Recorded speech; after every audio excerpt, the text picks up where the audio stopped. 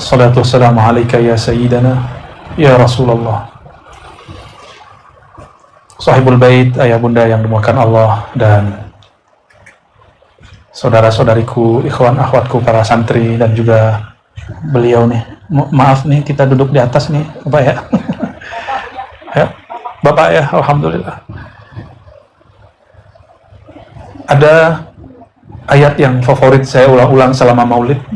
Ayatnya sudah sering kita baca, terutama sholat subuh.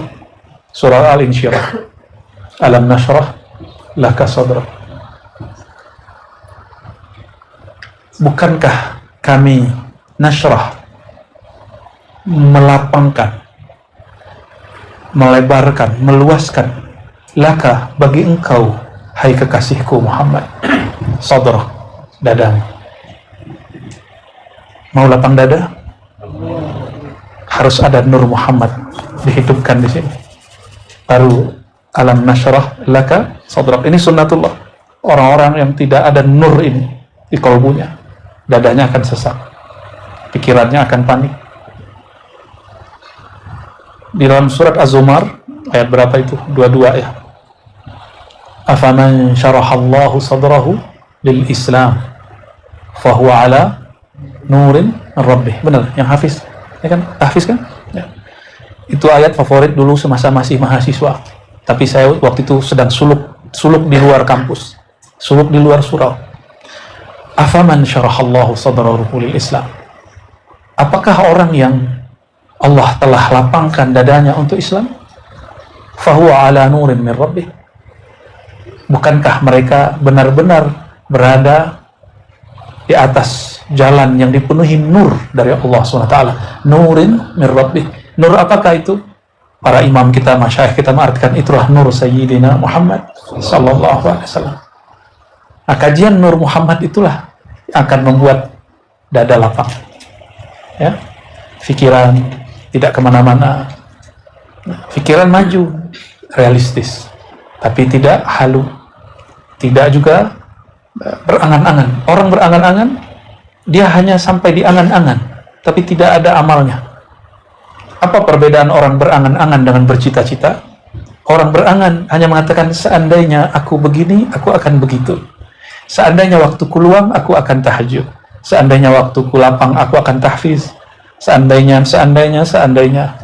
Akhirnya makomnya, makom lau-lau. Lau bahasa Arab artinya jikalau, seandainya. Dan ternyata baginda Rasulullah SAW selalu mengatakan, la taqulu lau. Jangan pernah kamu berandai-andai. Fa innahu minasyaitan. Karena itu dari syaitan. Nah, Imam Ibnu Athaillah uraikan hadis ini. Beliau kemudian mengatakan, beda angan-angan, halu dengan yang bukan, qaranahu amalun. Diiringi, dibersamai dengan adanya amal praktis. Jadi kita mulai beramal. Amal itu dibagi. Ada amal zahir, sholat, zikir, sholawat, itu amal zahir. Berbagi, berdonasi, itu amal zahir. Tapi amal zahir ini bukanlah yang awal. Yang awal itu adalah qalbu. Karena itulah yang dipandang oleh Allah. Yang lain cuma diawasi, tapi yang dipandang Allah hanyalah qalbu. Karena Allah hanya memandang qalbu. Qalbu ini harus betul-betul diperhatikan amalnya. Apa amal qalbu? Kalau di Quran sederhana. Amal qalbu itu zikrullah. Ala bidzikrillah tatmainnul qulub. Surah Ar-Ra'd ayat 28. Kerjanya qalbu itu supaya dia tenang, dia sampai kepada kedamaian puncaknya. Itu zikrullah. Zikrullah itu juga beragam. Ada zikrullah hanya nyebut-nyebut, sebut-sebut. Ada orang ingin ketemu, misalnya mau ketemu seorang ulama, cuma dia sebut-sebut. Ulama fulan, ulama fulan, ulama fulan, ulama fulan. Ketemu nggak dia? Nggak ketemu, cuma nyebut doang. Tapi itu sudah bagus, sudah cinta. Itu baru makom pertama. Makom menyebut. Karena menyebut dengan lidah. Sedangkan berzikir itu tidak hanya dengan lidah. Kalau kita baca ayat, 10 ayat terakhir surat Ali Imran, surat ketiga, alladzina yadhkurunallaha qiyaman wa qu'udan wa 'ala junubihim. Coba perhatikan, ini unik ini ayat.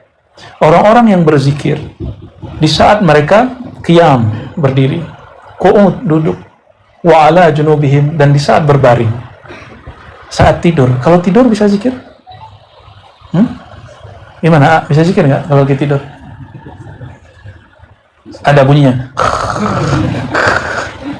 Itu zikir apa dengkur?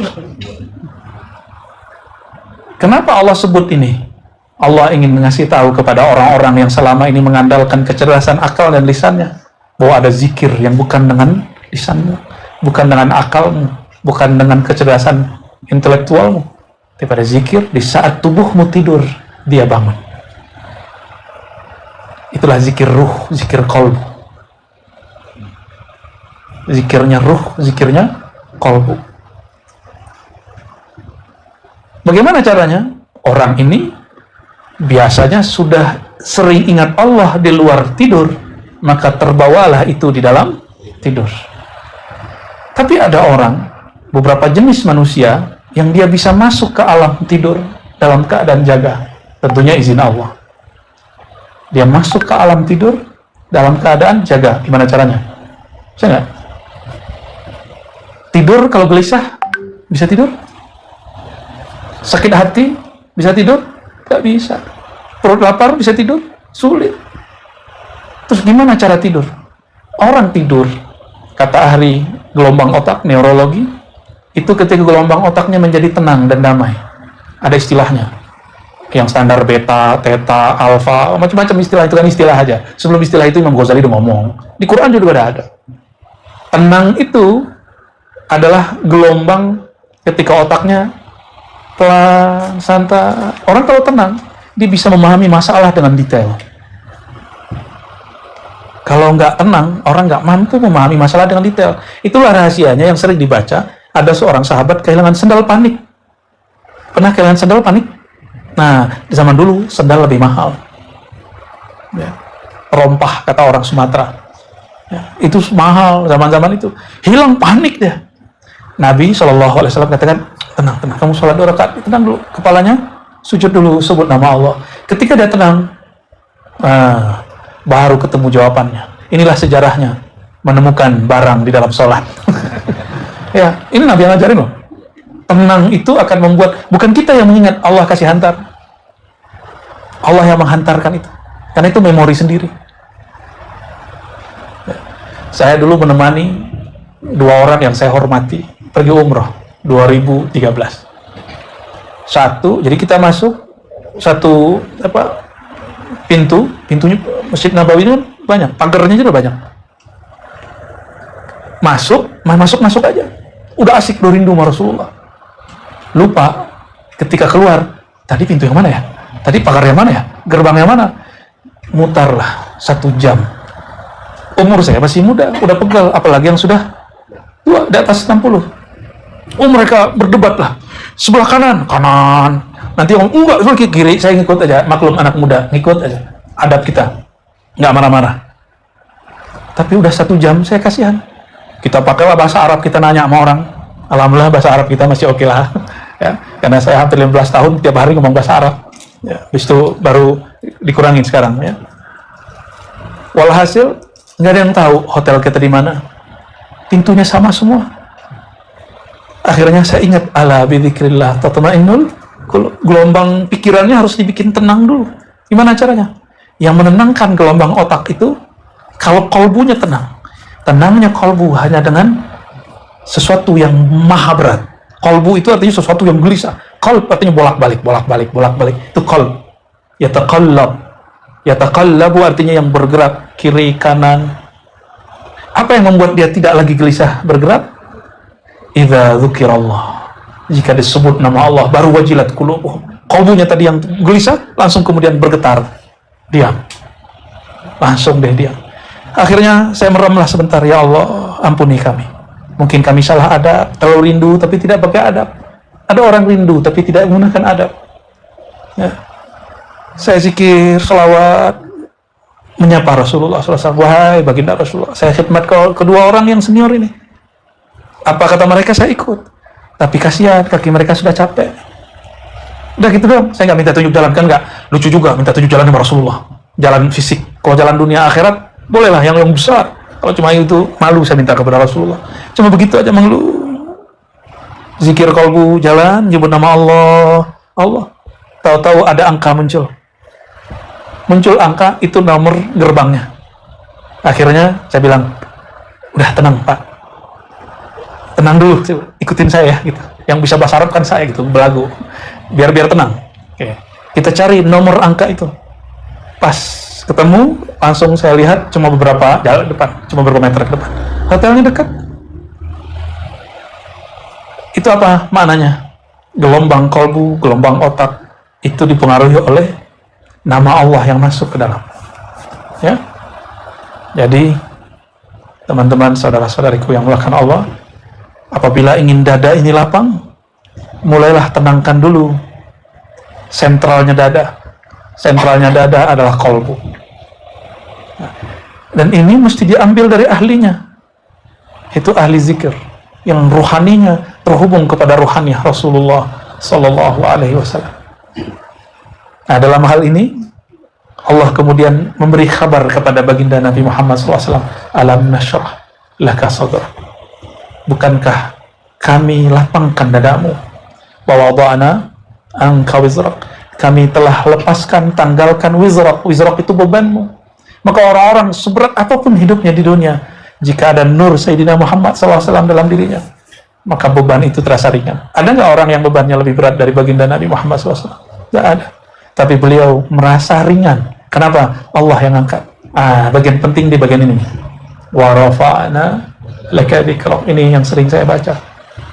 Rafa'na, kami angkat, laka, bagimu, hai kekasihku Muhammad, dzikrak, sebutanmu, namamu. Menyebut Nabi, ada orang kenal tadi, ada yang cuma menyebut nama. Maka zikir yang level 2 setelah menyebut adalah mengenal. Kenal dulu, baru dekat. Ini belum dekat nih. Maka ma'rifat itu baru awal dari kedekatan. Jadi hati-hati. Siapapun di sana, di luar sana, di sini, yang sedang dapat anugerah ma'rifat, itu baru awal dari kedekatan. Kita kalau kenalan sama orang, aku, Ar-Razi, kamu, Fulan, gitu ya. Itu baru awal kan? Jangan bangga dulu. Itu baru awal. Baru awal. Maka nanti harus berkelanjutan. Harus mempelajari. Ya, kita kalau sedang seseorang, kita pelajari sifatnya, kita pelajari pola hidupnya. Ini yang senang futsal. Senang futsal nggak? Senang. Ya, Nabi nggak pernah main futsal. Gimana tuh? Ya, ya. Main futsal. Kalau sudah senang main futsal, senang nonton bola otomatis. Ya nggak? Oh, nangislah kawan. Ya. Karena yang kalah kemarin siapa? Yang dielu-elukan itu siapa? Maroko, ya. Yang dielu-elukan kalah, nangis lagi nonton bola. Ya salam. Tapi kok bisa? Mungkin orang-orang yang intelek mengatakan nggak masuk akal nih. Tapi saya memahami. Orang-orang yang nangis kemarin, ada yang karena kakinya kejepit, ada yang karena kalah judi, ada yang paling hebat yang nomor 3. Dia cinta kepada pemainnya. Pemainnya kalah. Kesedihan pemainnya ini masuk ke dalam dirinya. Inilah yang membuat dia sedih. Maka jangan kemudian mengatakan aneh ya gitu. Ya emang bagi saya sampai sekarang melihat orang menikmati nonton bola itu aneh. Bola ditenang-tenang terus sore gitu. Ya, tapi yang suka bola juga ketawa lihat saya. Lu sih ya, nggak ngerti. Ini dunia, bro. Ya, dunia kan main-main, jangan terlalu serius ya. Mungkin saya terlalu serius kali orang. Akhirnya kita memahami. Memahami itu yang terbaik itu dengan mahabbah, dengan cinta. Dan cinta nggak mungkin kalau nggak kenal. Kenal dulu. Orang kalau udah kenal, kalau nggak ketemu rindu. Ya, begitulah kepada baginda Rasulullah SAW. Kenapa kita maulidan, salawatan? Itu ekspresi rindu. Kenapa mahal qiyam? Mahal qiyam itu kan ekspresi kita menyambut kehadiran orang mulia, Sayyidina Muhammad SAW. Kita berharap semoga nurnya selalu hadir dalam diri kita. Ya, orang lagu Indonesia Raya aja berdiri, ya masa lagu kebangsaan rohani Sallallahu Alaihi Muhammad ya Nabi Salam Alaika nggak berdiri? Kan lebih mulia Nabi Muhammad dari alam semesta ini. Dan sering kita nanya kepada sahabat kita, lebih mulia Sayyidina Jibril atau Sayyidina Muhammad SAW? Mana yang lebih mulia? Sayyidina Muhammad SAW. Lebih mulia aras atau Sayyidina Muhammad SAW? Sayyidina Muhammad SAW. Karena aras bercipta dari nurnya. 4.000 tahun setelah nur Sayyidina Muhammad SAW Allah terbitkan, pancarkan cahayanya. 4.000 tahun cahaya baru muncul aras. Jadi lebih tua siapa? Nur Sayyidina Muhammad SAW lebih tua daripada ya. Itu tertulis di kitab favorit guru beliau, Abah Jajan ya, Abah Anom. Itu kan kitab favorit mereka, Sirrul Asrar, tertulis di situ. Padahal itu tidak ada di hadis. Terus mereka dapat dari apa? Itulah ilham Rabbani. Bagi yang nggak percaya nggak ada masalah. Yang penting jangan ingkar aja udah. Ingkar qata'at ankal barakah. Keberkahan ilmu itu hilang dari kita. Jadi kalau nggak percaya kajian Nur Muhammad, diam aja, katakan saya nggak ngerti. Ahsan, itu lebih baik. Wa rafa'na laka dzikrak. Kami angkat bagimu sebutanmu. Dzikrak, sebutanmu. Zikr, sebutan. Kenangan, ma'rifat, itu artinya. Dan yang puncak zikir itu hudur wal qurb. Hadir rasanya. Dekat terasa. Berapa macam? Sebut. Kenal. Apa lagi? Kenal itu ma'rifat. Terus ayo. Kalau mahabbah di kita, enggak, ini di makomnya. Kalau orang sudah ma'rifat, muncul lah mahabbah. Makanya satu paket. Ma'rifat, mahabbah satu paket. Baru muncul namanya hudur. Hadir dulu. Kalau sering hadir rasanya, lama-lama deket. Nah, itu tahapan-tahapan zikir. Baik zikir kepada Allah atau mengenang Sayyidina Muhammad SAW. Wa rafa'na laka dzikrak. Kami angkat bagimu, hai Muhammad, zikrak, zikirmu, sebutanmu, namamu, mengenalmu, kedekatan kepadamu. Maka zikrak ini dalam bahasa Arab ada namanya tasrif 9. Belajar nggak? Fa'ala yaf'alu fi'lan fahuwa fa'ilun wa zaka maf'ulun. Terus sampai 9 tuh. Ternyata ilmu tasrif ini bisa menjelaskan siapakah zikra. Kami angkat bagimu zikra. Zikra. Pertama zikirnya diangkat. Maka doa nggak ada Nabi Muhammad SAW di dalam doa, tidak diangkat. Amal apa saja nggak ada nama Sayyidina Muhammad SAW, tidak diangkat. Mimpi apa saja yang sahih cuma mimpi ketemu Rasulullah SAW. Pengalaman rohani apa saja, semuanya batil kalau tidak ada simbol-simbol kenabian Nabi Muhammad SAW. Batil semua. Maka zikra di makna pertama. Makna kedua, zakara yazkuru zikra. Orang yang nyebut-nyebut, zakir, zikran, zakir. Orang yang nyebut-nyebut, yang mengingat-ingat, yang mengenang-mengenang, yang berusaha menghadirkan, merasakan dekat. Itulah isi amalan maulid. Jadi kalau faham, kenapa maulid itu ada bacaannya? Itu untuk menyebut-nyebut, mengenang-menang, mengenal-mengenal. Tumbuhlah rasa cinta, maka kita kemudian hadir. Rasulullah SAW selalu hadir. Kita yang jarang hadir. Benar nggak? Ini nggak ada di alam semesta ini. Satu biji zarah pun, satu atom molekul pun, kecuali ada percikan nur Sayyidina Muhammad SAW dalamnya. Beliau selalu hadir. Yang gaib kita, yang alfa kita. Maka menghadirkan Sayyidina Muhammad SAW itu maksudnya menghadirkan diri kita di hadapannya. Gitu. Ya, Rasulullah SAW selalu hadir. Kita yang sering gaib. Bakal lagi maulid dia pikirannya kemana-mana. Ya, benar ya? Pengen cepat selesai, baca lama amat sih. Kayaknya kalau udah ketemu mik nih susah boleh selesai. Gitu ya. Enggak, biarin. Itu zahir simboliknya. Batinnya sebenarnya ini. Maka orang-orang yang menyebut wa rafa'na laka dzikrak, ay dzikraka wa dzakiraka. Wa yang 9 itu. 9 tasrif itu. Orang yang pernah menyebutmu, yang sedang menyebutmu, yang selalu menyebutmu, orang yang disebut-sebut dia karena menyebutmu, tempat yang menyebutmu, waktu menyebutmu, semua itu akan diangkat oleh Allah Subhanahu wa ta'ala, ditinggikan tempatnya. Maka tiada rumah, tiada tempat, tiada orang, sosok yang di situ dihidupkan mahabbatun Nabi sallallahu alaihi wasallam, cinta Nabi sallallahu alaihi wasallam, menceritakan tentang ahwal kenabian sallallahu alaihi wasallam, sirah kenabian sallallahu alaihi wasallam. Tempat itu akan diangkat zahir dan batin, dunia dan akhirat. Karena wa rafa'na laka dzikrak. Ini rumus. Ini kaidah Qur'aniyah. yang berkalam, yang menurunkan Al-Quran. Maka orang-orang yang di dalam kalbunya tersimpan mahabbatun Nabi, ma'rifatun Nabi, khudurun Nabi, qurbun Nabi sallallahu alaihi wasallam. Orang-orang ini mau dihancurkan semiliar orang gak akan hancur. Mau dihilangkan semiliar orang dia gak akan hilang. Namanya kan tetap ada. Nabi Muhammad SAW. Kota Mekah mau hancurin beliau, gak hancur. Sekota Mekah ingin menghancurkan namanya, popularitasnya gak hancur. Karena kota Mekahnya senang sama beliau.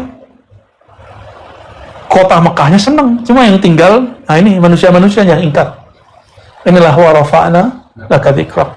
Maka sahabat-sahabatku makan Allah, pesan pendek malam ini, tapi udah panjang juga nih ya. Ada berapa menit? Ya, 30 menit selesai kita. Jika ingin diangkat Allah di dunia dan akhirat, yang penting itu diangkat bertemu Rasulullah SAW. Bersama Rasulullah SAW.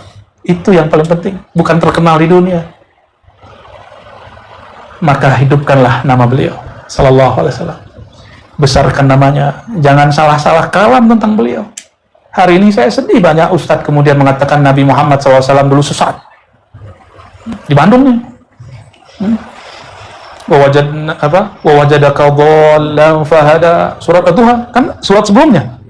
Sebelum Alam Nashrah. Kami dapati engkau dulu sesat, lalu kami beri engkau petunjuk. Sesat untuk kata Nabi, itu bukan sesat untuk kata engkau. Makanya ulama tidak satu pun mengatakan, ulama loh ya, kecuali bukan ulama, tidak ada satu pun yang mengatakan Nabi sabaqat huddalalah, Nabi pernah sesat, gak ada, kecuali dia di luar ahlus sunnah wal jamaah. Kita ahlus sunnah clear, Rasulullah SAW maksum. Apa arti maksum? Dijaga sebelum beliau bertugas sebagai Rasul ataupun setelah. Itu clear ya. Rasulullah SAW, siapa saja namanya ada di kalbunya, ada di rumahnya, semua ya. Maka tempat itu orangnya, pengamalnya yang Allah angkat. Ada yang diangkat di dunia dan akhirat, ada yang cuma di akhirat. Ada yang cuma diangkat di dunia. Ingin terkenal lewat salawat, Allah kasih. Ingin dapat duit pakai salawat, Allah kasih, silakan. Tapi di akhirat nggak dapat. Minta apa di dunia? Minta Alphard di dunia. Minta apa? Robicon. Minta apa di dunia? Pakai salawat. Nggak ada ceritanya orang minta dengan nama Rasulullah pasti diangkat. Wa rafa'na laka, ini dalilnya. Apapun yang diminta dengan namanya, maka tidak ada yang tertolak. Begitu kan yang kita baca dalam syair-syair Madaih Nabawiyah. Ayatnya ini. Maka teman-temanku, sahabat-sahabatku karena Allah, PR kita ke depan adalah membesarkan Sayyidina Muhammad SAW. Di luar sana mungkin banyak yang ngaku lebih sunnah dari kita, biarin. Nabi SAW tidak butuh pengakuan-pengakuan. Beliau hanya memperhatikan gerak kolbu kita. Ya, karena beliau ahlul qulub, sayyidu ahlil qulub. Beliau adalah baginda penghulu ahli kolbu. Semoga kolbu kita malam ini dipenuhi oleh Allah Subhanahu wa taala dengan nama beliau Sayyidina Muhammad sallallahu alaihi wasallam. Allahumma salli ala Sayyidina Muhammad wa ala ali Sayyidina Muhammad. Barangkali itu yang dapat saya sampaikan. Semoga Allah berkahi majelis kita, Allah berkahi siapapun yang hadir, yang mendengarkan, siapapun yang berjasa, yang mempunyai andil untuk kegiatan kita semua. Barakallahu fikum, subhanakallahumma wa bihamdika, asyhadu an la ilaha illa anta, astaghfiruka wa atubu ilaik. Assalamualaikum warahmatullahi wabarakatuh.